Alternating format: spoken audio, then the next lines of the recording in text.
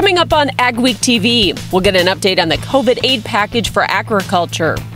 Some upper Midwest ag businesses are getting a big boost from a new USDA program to help feed the hungry. Farmers here in Nebraska are planting at a record pace and well ahead of last year. And a furloughed Mayo Clinic occupational therapist shifts her attention to her sheep operation.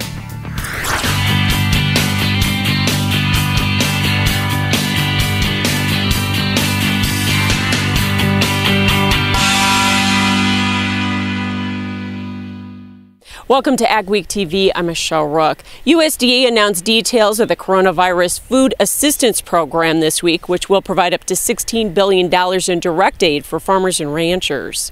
Grain payments are figured on 50% of 2019 production or 50% of inventory as of January 15, 2020. Farmers will receive 80% in the first payment.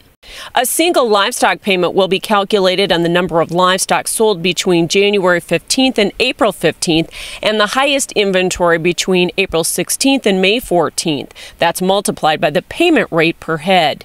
And for dairy, payments are figured on first quarter milk production multiplied by a national price decline. The second part is based on a national adjustment to each producer's production in the first quarter. There is a $250,000 per recipient limit. Sign-up starts May 26th. Reaction to the aid has been mostly positive in the livestock community, with cattle producers just happy to be part of the compensation package.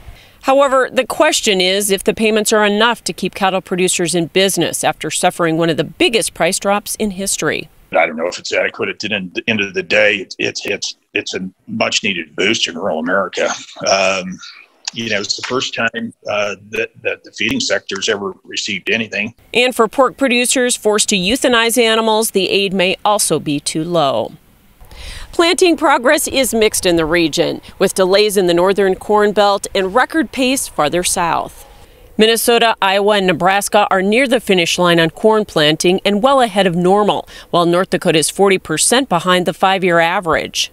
On soybean planting, North Dakota is again lagging at only 9% done versus Nebraska and Minnesota, which are around 3/4 planted. And spring wheat seeding is 20% behind nationally, with North Dakota lagging by 35% due to the wet conditions. This is the second spring in a row North Dakota has faced delayed planting and prevented plant acres. Ag Week's Katie Pinky talked to one farmer to get his thoughts about how it will affect his operation and his plans. We didn't get much done last fall other than harvest. Most of our ground was unworked this spring.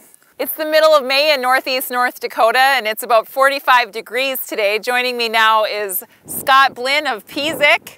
So we're looking at 2 fields on your farm today. The first field is this field. Tell us more. This is typically a corn bean rotation field. We're standing in a spot you can kind of see there's lots of tracks and a little bit of evidence of the wet harvest. It's unusually wet in northeastern North Dakota this year. Tell us about what we're standing in. Unworked canola stubble from last fall. This residue, we're hoping to do just a vertical tillage pass on it, and then we will plant barley onto this ground. Would you consider yourself minimum till? I'd say reduced tillage. What's the advantage of reducing tillage for you? Saves fuel and time, labor. It's really nice to one pass things, or a light tillage pass. It goes quicker in the spring, even though you have to wait an extra day or 2 or 3 for things to dry out. You shared with me this is your only piece of land that's tiled. You'd be sunk to your ankles now if there was a drain tile on this piece. We're able to minimum till this because it's tiled. If it wasn't tiled, we would have to work this in the fall and get it black so we had a chance to dry out. Just that nice crumbly soil. You don't want it to be mucky or sticky. This stuff, I mean, you can grab a clump and it just kind of breaks in your hand. At what point do you start looking at changing any type of crop plans based on planting conditions? About a week ago. No, our corn acres are going down. Switched some corn acres to barley and just finding alternatives, because the later we go with planting corn, it just doesn't seem to work here. Nebraska farmers are seeing quite a contrast to the struggles in the northern Corn Belt. As of May 17th, 91% of the corn and 78% of the soybeans were seeded, which is one of the fastest planting rates on record, and a big surprise after 2019. Last year at this time, farmers in Nebraska were struggling to plant the crop with record rain and flooding. Bart Ruth Farms in north central Nebraska says this year's a 180-degree change. This year we pretty much had a 2-week window and started planting beans the day after we started the corn, and we're done within 2 weeks. He says they even got their prevented plant acres seeded. I think we finished the last field on the 4th or the 6th of May. The field that had been underwater the last couple of years, and we let it dry out a little bit and planted it this year for really the first time in the last several years. In northeast Nebraska, Jim Miller says most farmers are also finished planting in one of the fastest planting seasons he can remember. It's been going in record time this year. Conditions have been really good. Actually, the ground is getting dried out enough for no-tilling that you're not having sidewalk compactions and that type of stuff. However, the quick turn from too wet to dry is reminiscent of 2011 to 2012, which went from flooding to drought. I think everybody else probably would trade for a little bit some of those wetter days like we had last year for what's looking like could be a dry spring here now. While there was enough moisture to get the crop emerged, it was slow with temperatures and GDUs below normal the first half of May. It just really can affect your yield if you don't get that corn to all emerge in a uniform manner. You want to get that corn up as fast as possible and get every plant to come up relatively close to the same time. So now Nebraska farmers are looking for some warm, sunny days and a return to normal preset patterns to capitalize on production potential from the early start to the season. Coming up on Ag Week TV, how a new USDA program is helping feed the hungry and giving ag businesses a big boost. This is Dennis Beliski reminding you we do auctions and we do them well. You've built your operation with hard work, and when it's time to sell, all or part, you deserve the best. Details from repairs and preparation to promotion and settlements are not routine. Chances are you'll only do this once, so we'll tailor an auction just for you and get it done right. On-site at your farm or added to one of our highly successful Alaris Center auctions, we have the skill, reputation, and integrity to meet your needs with best-in-class commitment and quality service. Find us at resourceauction.com or call 701-757-4015. Make sure your farm equipment is season ready with an uptime inspection from your Titan Machinery service professionals. Titan Machinery's team of Case IH certified technicians has the knowledge and experience to find, correct, and prevent mechanical issues that could shut you down during the season. Your planting and harvest windows are short. For genuine Case IH parts and service, schedule an off-season uptime inspection at Titan Machinery today. Titan Machinery, your local Case IH dealer. When planting season comes around, time is precious and you don't have a moment to waste. This spring, keep your planters rolling with a user-friendly seed tender from Northstar Ag. We have seed tenders for every size operation from Meridian, Unverferth, and J&M. Northstar Ag also sells a variety of Valmar spreaders, the leader in air boom delivery. Uptime is crucial. Keep your crew in the field longer with a fuel trailer from Thunder Creek. Visit NorthstarAg.com to see our complete new and used inventory or give us a call. When you think about it, productivity starts at planting. So it's time to rethink how productive your planter can be. We did with the new Case IH 2000 Series Early Riser Planter. We rethought your row unit so it's tougher, more accurate. We rethought your meter, took the most precise technology, factory installed it. We rethought every inch of the Case IH Early Riser Planter to make it the most productive planter around. And if you think about it, that's exactly what you want. We're going to talk today about a revolutionary auto steer product that you guys have developed. We back one of these things in, it'll drain a 40-acre patch just within hours. What can you tell us about what dairy farmers do to make sure that their animals are happy? Their care is our primary concern. Is there still time for producers to get storage bins up? Absolutely. We still can definitely get something up and ready for corn harvest.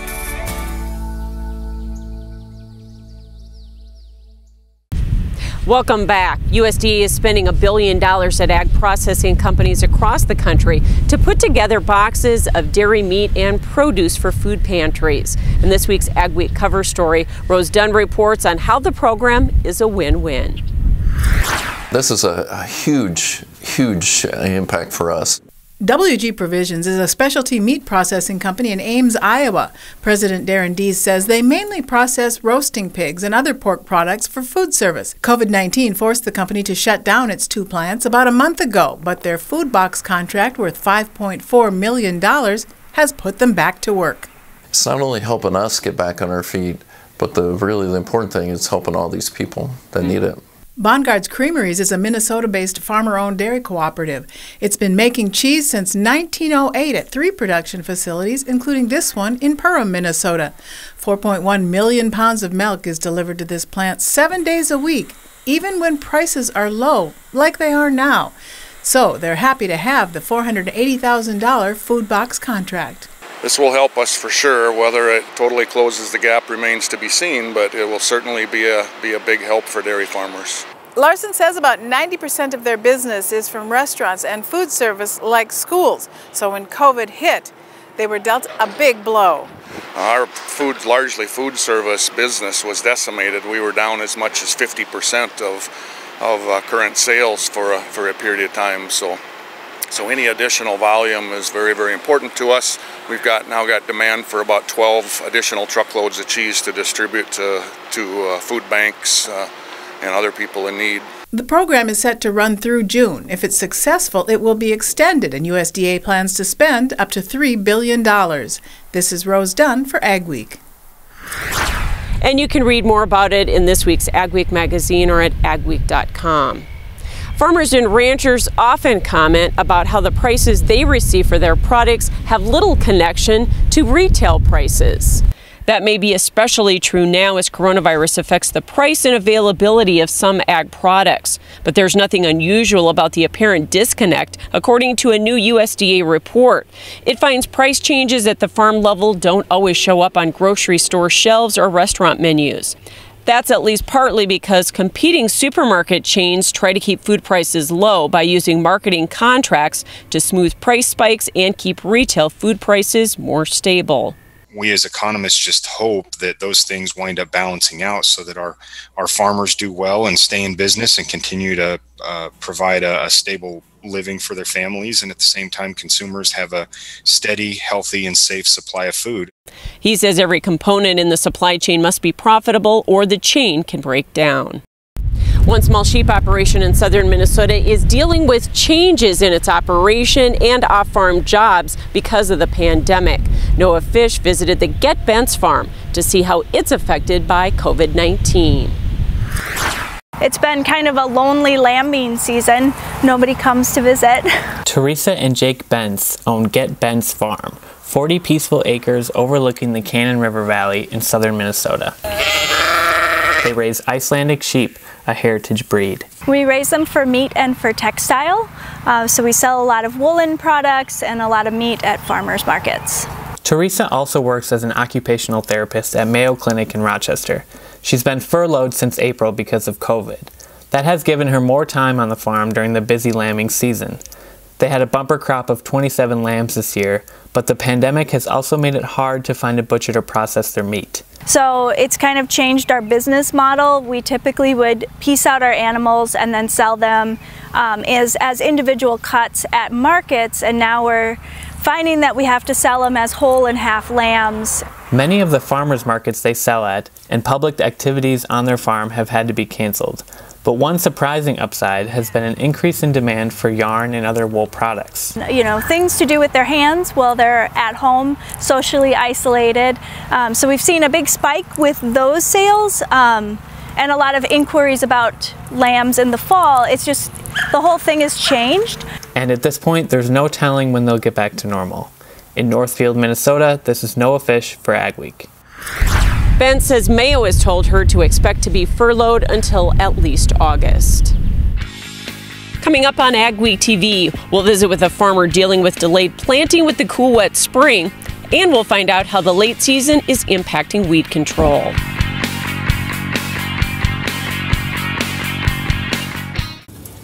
Be ready for the challenging field conditions you face with the Summers VRT Renegade. With on-the-fly adjustment, including blade angle from 0 to 19 degrees, the VRT Renegade gives you unprecedented flexibility for the field results you want, spring or fall. Go to summersmfg.com or visit your local dealer to learn more about the VRT Renegade and North America's broadest line of tillage equipment from North Dakota-based Summers Manufacturing. Dynaflow is the ultimate high-volume water management pump. Whether you're experiencing flooding, emptying sloughs, transferring ponds, or working on irrigation, the Dynaflow pump works in as little as 18 inches of water and is designed to move 3,000 gallons per minute. The Dynaflow lift pump is the perfect upgrade to your drain tile system. Using line shaft turbine pump technology, these pumps are made to last while operating efficiently. Dynaflow drain tile pumps can move up to 1,500 gallons per minute, up to 3,400 feet away. Growing up as a kid, Gateway was always the grain bin building and the grain handling people that were out in our area. One of the reasons we chose to go with Gateway was they're the leader in the industry and they are the #1 Brock dealer in the United States. We've really liked the Brock design and some of the designs that Gateway has come up with throughout the years. My best advice would be to just put your trust in them and let them come up with a design that's going to fit your needs. Dig, lay, and bury drain tile all in one pass with the Crary Tile Pro Plow. The Crary Tile Pro Plow lays tile up to 7 feet deep with boot sizes of 4 to 12 inches. Advantages of installing drain tile to your field provides increased overall yield, improved soil moisture levels, and controls soil erosion. It pays to tile with a Crary Tile Pro. To locate a dealer near you, visit www.crarytilepro.com. Ag Week brings you timely agriculture news from field to fork in digital, print, and television. Fresh every week, join Jenny Schlecht from the Ag Week editorial team and me, Al Windmill, from the sales and marketing team for a deeper dive into farm and ranch stories, along with guest interviews with personalities from the world of agriculture. If you're involved in farming, ranching, or agribusiness, the Ag Week podcast is the show for you. Farmers in the northern part of the Corn Belt are still struggling to get the crop planted. Will this week's weather cooperate? Here's John with our AgriWeather Outlook. Weather portion of Ag Week now. The very interesting month of May continues. We keep hitting these little surges of warm weather into the northern plains, but we're just not seeing a lot of heat building up yet. That's okay, there'll be time for that, and especially as the stormy weather continues to stay south and the main kind of precipitation we get in the north is, for the most part, non-severe and not terribly well organized weather systems, we will gradually continue to dry up that topsoil in the northern plains, setting up the possibility for hotter weather this summer. That's assuming the soil stay dry, and that's a very big if at this point. But at the moment, anyway, it does seem to be the direction that things are heading. The warmest weather starting off this weekend into the week is going to be over the eastern U.S. Hot weather in the south and in the southwest. Warm surges come up midweek. Looks pretty warm around, Wednesday or so. Tuesday, Wednesday, some pretty mild temperatures, maybe some 80s into the northern plains, maybe even into southern Canada.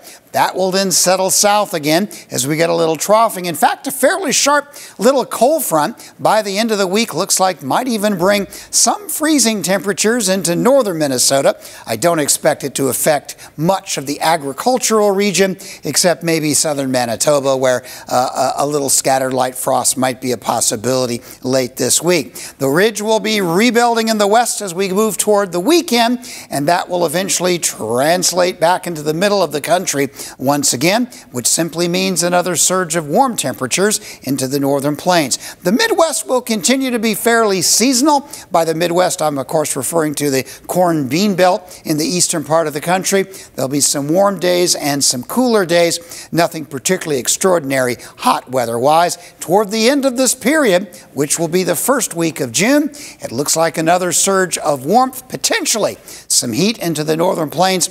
Need to watch that a little further before we make any claims there.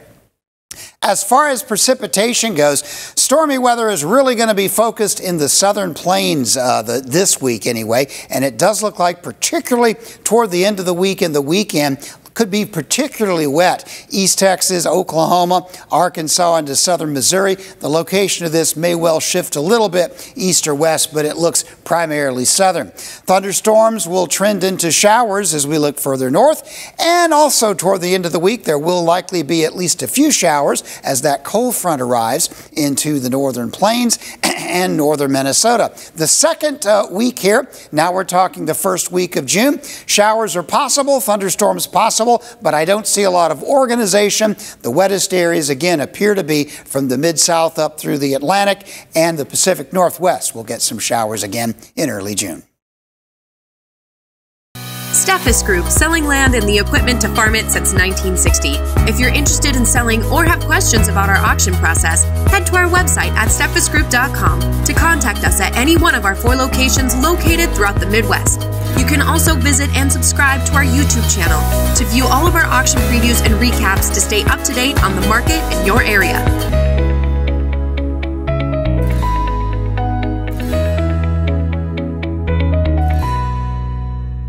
At Superior Grain Equipment, we're committed to quality and service, offering you the best in grain storage and dryers for any size operation. Our experts will work with you to determine the most efficient and economical storage solution for your needs. We help protect your bottom line and your future with the industry's best bins and warranties. Make the superior choice for protection today and tomorrow with Superior Grain Equipment. Modal's Truck and Trailer Sales builds customized trailers to fit farmers' needs. Whether you're spraying, fertilizing, or planting, we build 28-foot 2-tank trailers all the way up to 48-foot 4-tank trailers and plenty in between, including field-ready drop decks, flatbeds, and enclosed reefer trailers. We have plenty of inventory ready to go at our Wheaton, Minnesota location, but if you don't see what you're looking for at modalsales.com, give us a call and we'll talk about building you the perfect trailer. 2020 has started off where 2019 left off, with a lot of uncertainty and concern. Is your farming operation ready to take the volatility this year has to offer? Do you have a marketing plan in place to take advantage of opportunity? Are you finding it hard to separate the noise from the news? Talk to the professionals at Martinson Ag. We can help you make sound risk management decisions that will help your operation survive during these unusual times. For Ag Week, this is Mikkel Pates at Watertown, South Dakota. We'll look at the positive impacts that dairy can have on the community. A Minnesota couple has put a grain bin to a new use. Spoiler alert, it's not grain. This elaborate system of tubing with the downhill slope is how Maplewood State Park gathers sap to make syrup. Thanks for joining us for this week's edition of Ag Week TV. Remember, for all your ag news, go to agweek.com or follow us on Facebook and Twitter as well. Ag Week TV Soy Insight, brought to you by the North Dakota Soybean Council. While the planting season is wrapping up in some areas of the region, the cool, wet spring has put field work behind schedule in North Dakota. That can cause a few extra problems. NDSU weed specialist Joe Eichle says the shortened planting season means there may not be time to apply pre-emergent herbicides. That's compounded by the fact that many growers weren't able to till last fall. So he says before planting, it's vital to thoroughly till to control the first flush of weeds, whether or not you have enough time to apply a pre-emergent. One of the most difficult things there is chasing our planters around with the sprayer and making sure our pre-emergent herbicides get on. So we're probably going to have several fields that unfortunately do not get that pre-on just because we're going to have such a tight window once things finally do dry out and warm up again. And then we're going to have to be really timely with post-emergence applications if we do not get that pre-emergence on this spring. Eichle says a big concern is that they've already found water hemp emerging in North Dakota, and he urges growers to be vigilant about watching for it throughout the season. This week's Crop Stop takes us to East Central South Dakota, where we found Ryan Peterson also trying to catch up on planting. Ryan and his brother farm with their dad. They have 5,000 acres of corn, soybeans, and winter wheat. Peterson says he was about 35% done planting when we stopped. That's a little behind schedule because of a recent cold snap, and they're still dealing with water issues from last fall. But he's not worried about yield loss yet. From last year, we also did some late planting with the corn, and our yields were just as good, so we feel comfortable planting this late and pushing the late plant date. This year he's planting soybeans before the corn because they can handle the cool weather and cold soil temperatures better. Still ahead on Ag Week TV, how COVID-19 is changing the way May Beef Month is being recognized.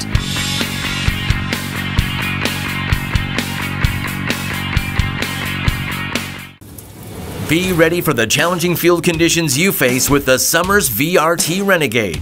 With on-the-fly adjustment, including blade angle from 0 to 19 degrees, the VRT Renegade gives you unprecedented flexibility for the field results you want, spring or fall.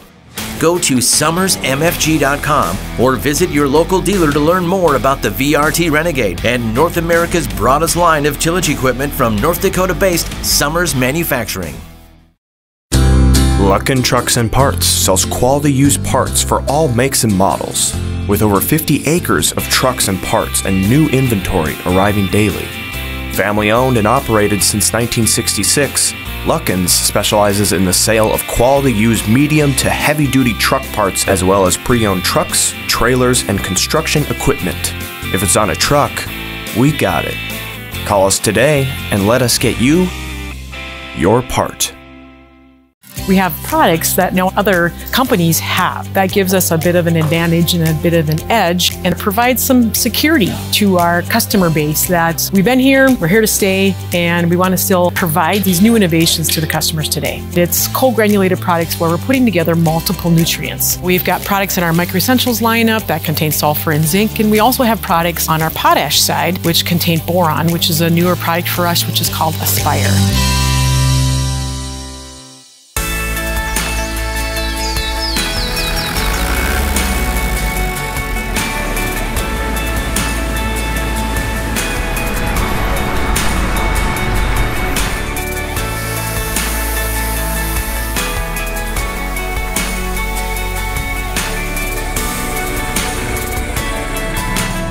Remember, for all your ag news, go to agweek.com or follow us on Facebook and Twitter as well.